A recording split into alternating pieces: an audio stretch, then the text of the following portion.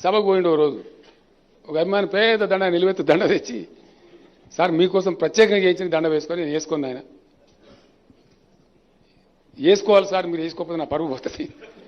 నేను సొంత డబ్బు ఖర్చు పెట్టి నేను కష్టపడి విశేషంగా తమరి కోసం చేయించిన సార్, వేసుకోవాలి, నీ దయరా బాబు నేను వేసుకోను. లేదు సార్ మీరు వేసుకోవాలి, ఒక 4 మాటలు చెప్తా విను, అప్పటికి నువ్వు ఇన్సిస్ట్ చేస్తే ఆలోచిస్తాం అని చెప్పి అంటే సరే మంచిది. చూడండి ఆయన మనిషికి జీవితంలో దండ వేసేది 2 సార్లు.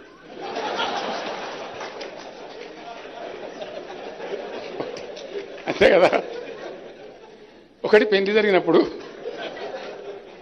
నేను స్వతంత్ర పోరాటాలు పోయినా కాబట్టి పెళ్లి చేసుకునే తీరిక లేకపోయింది, బ్రహ్మచారి ఉండిపోయినా కాబట్టి పెళ్లి దండకు నేను అర్హుని కాదు.